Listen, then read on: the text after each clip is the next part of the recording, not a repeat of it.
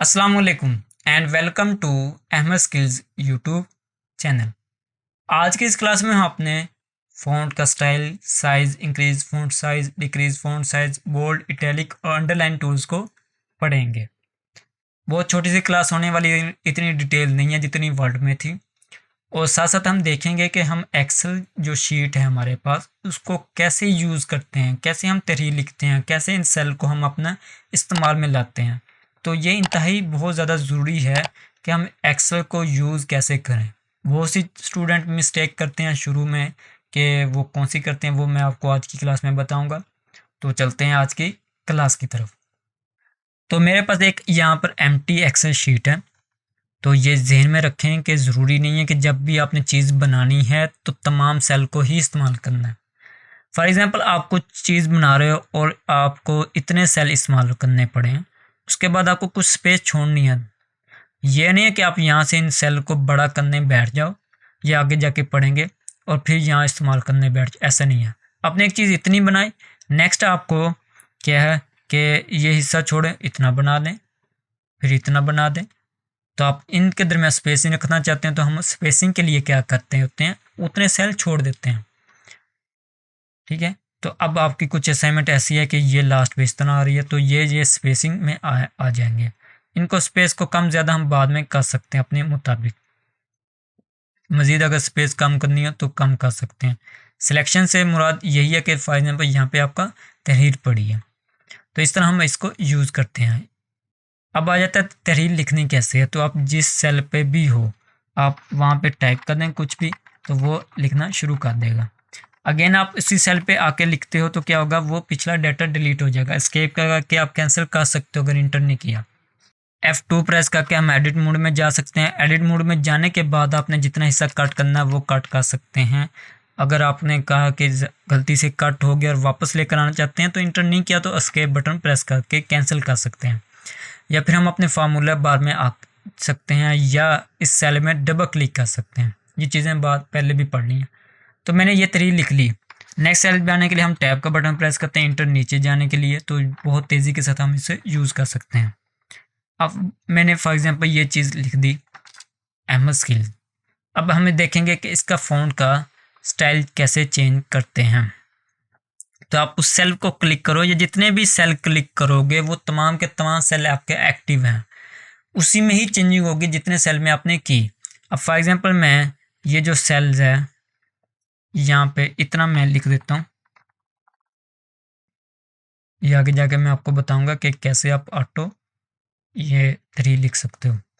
अब मैंने for example इतना सेलेक्ट किया और इसका मैंने स्टाइल चेंज किया, तो वो सिर्फ इसी सेल का ही चेंज होगा, उसमें बाकी सेल का चेंज कुछ भी नहीं होने वाला। ठीक है, तो सिर्फ जितना हम सेलेक्ट करते हैं उसी की ही फॉर्मेटिंग चेंज होती है।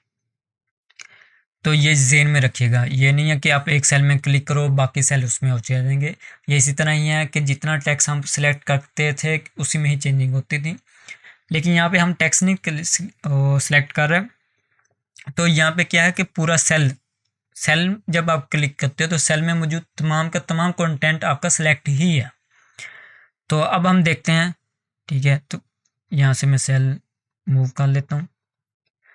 सबसे पहले आते हैं हम फ़ॉन्ट का स्टाइल। तो जब क्लिक करो यहाँ पर आपको फ़ॉन्ट के स्टाइल मिल जाएंगे, जो सा फ़ॉन्ट का स्टाइल चाहिए वो आप यूज़ कर सकते हो। तो बाय डिफ़ॉल्ट फ़ॉन्ट का स्टाइल जो यहाँ पे है वो कैलिबली ही होता है। ये वर्ल्ड में भी मैं बताया था कि इस तरह के MCQs आते हैं। तो जितनी चीज़ें हम पढ़ रहे हैं ये बहुत ज़्यादा डिटेल के साथ पढ़ रहे हैं, इंपॉर्टेंट चीज़ें ये MCQs आते हैं, तो याद रखिएगा इन चीज़ों को। उसके बाद आता है साइज़। तो मिनिमम साइज़ हमारे पास 8 पॉइंट होता है, मैक्सिमम 72 पॉइंट होता है लीस्ट में। वैसे नहीं, वैसे तो हम जितना मर्जी चाहें टाइप कर सकते हैं। तो फ़ॉन्ट का अगर आपको चेंज करना हो तो यहाँ से आप कर सकते हैं।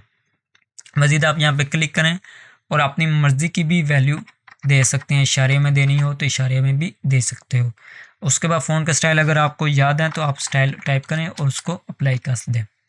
उसके बाद इंक्रीज़ फ़ॉन्ट साइज़ और डिक्रीज़ फ़ॉन्ट साइज़, आप यहाँ से इंक्रीज़ और डिक्रीज़ कर सकते हो। यहाँ पे वो शॉर्टकट की इस्तेमाल नहीं होगी कि कंट्रोल शिफ्ट बड़ा है और छोटा। ठीक है, यहाँ पे आपकी शॉर्टकट की यूज़ नहीं होने वाली। जो एक्सेल की शॉर्टकट की यूज़ होंगी मैं वो आपको बताता चलूँगा। डिक्रीज़ फ़ॉन्ट साइज़ आपका जो साइज़ है इस लिस्ट के मुताबिक उस लिहाज से वो पॉइंट कम करेगा और इंक्रीज आपका बढ़ाएगा फ़ॉन्ट का साइज़। उसके बाद आ गया बोल्ड। बोल्ड क्या करता है, आपको थिक करने के लिए इस्तेमाल होती हैं चीज़ें, तो कंट्रोल बी शॉर्टकट की यूज़ होती है, तो ये आपका बोल्ड कर देगा। फॉर एग्जांपल मेरे पास ये असाइनमेंट है और यहाँ पे मैं इतना हिस्सा बोल्ड करना चाहता हूँ, तो मैं क्लिक सेलेक्ट करूँगा और कंट्रोल बी कर दूँगा, तो बहुत तेज़ी के साथ मैं इसे यूज़ कर सकता हूँ। अच्छा, सिलेक्शन करने के लिए क्या है कि जब भी आपका सेल का पॉइंटर इस तरह होगा तो वो सेल सिलेक्ट है यूँ, ठीक है। अगर तो आपके सेल के लास्ट पे हो तो फिर आपका वो फ्लैश पॉइंटर बन जाएगा, ठीक है। फिर नहीं होगा कि आप इसे पकड़ के यूँ कर रहे हो और वो फिल की सूरत में आए सिलेक्शन में। और अगर आप इनके कॉर्नर पे हो तो ये मूव टूल बन जाता है, तो फिर आप अपना सेल को मूव कर रहे हो, लिहाजा जब तक ये प्लस का साइन बड़ा वाइट कलर का होगा तो आप तब सिलेक्शन कर सकते हो। इसके बाद नेक्स्ट टूल आ जाता है इटैलिक का। आप यहाँ से भी कर सकते हैं, लेकिन ज़्यादातर हम कीबोर्ड को यूज़ करते होते हैं। तो कंट्रोल आई इसकी शॉर्टकट की है इटैलिक करने के लिए। अगर आप राइट क्लिक करते हो किसी भी सेल पे तब भी आपको बोल्ड, इटैलिक, फ़ॉन्ट का स्टाइल, साइज़ मिल जाता है। तो यहाँ से हम ज़्यादा जल्दी कर सकते हैं कि आपको स्टाइल चेंज करना बजाय वहाँ पर आ जाए, राइट क्लिक करें, यहाँ पे क्लिक करें और स्टाइल कोई भी चेंज करना हो आप कर लें। इसी तरह इटैलिक के लिए कंट्रोल आई और अंडरलाइन के लिए कंट्रोल यू शॉर्टकट की है। तो इससे क्या होगा, हमारी अंडरलाइन लग जाएगी। यहाँ पे ऐसा नहीं है कि कंट्रोल शिफ्ट डी करोगे तो डबल अंडरलाइन लग जाएगी, वो सिर्फ वर्ड में यूज़ होती है। तो यहाँ पे simple control you he apply होगा। मज़ीद आप यहाँ पे क्लिक करो तो आपको यहाँ पर डबल अंडरलाइन मिल जाएगी। तो यहाँ पे हमें दो तरह की अंडरलाइंस मिलती हैं, मोर ऑप्शंस नहीं है, जबकि वर्ड में हमारे पास मज़ीद ऑप्शंस होते हैं। आज की क्लास में बस इतना ही। उम्मीद है आज की क्लास पसंद आई होगी। बहुत छोटी सी आ रही हैं क्लासें, लेकिन उम्मीद है आपको मज़ा आ रहा होगा। प्रैक्टिस करें लाजमी, इसकी अपनी बेस मजबूत करें। जब तक याद रखें आपको एक्सेल की असाइनमेंट नहीं बनानी आती तब तक आप एक्सेल में एक्सपर्ट नहीं बन सकते। जो शख्स एक्सेल में वर्कशीट पे अपनी गिरफ्त हासिल कर लेता है ना, वही एक्सेल अच्छी तरह सीख लेता है, क्योंकि उसे बनानी आ जाती चीज़ें। उन्हें पता है कि मैंने कौन सा सेल कब यूज़ करना है, कौन सा छोड़ना है। तो ये चीज़ इंतहाई ज़रूरी होती है। तो आज की क्लास में बस इतना ही। उम्मीद है आज की क्लास पसंद आई होगी। पसंद आई हो लाइक और शेयर कमेंट्स लाजमी कर दिया करें। आजकल आप शेयर नहीं कर रहे, अच्छी बात नहीं है, शेयर करो और अपनी दुआ में याद रखिएगा। मिलते हैं अगली वीडियो में, तब तक के लिए अल्लाह हाफ़िज़।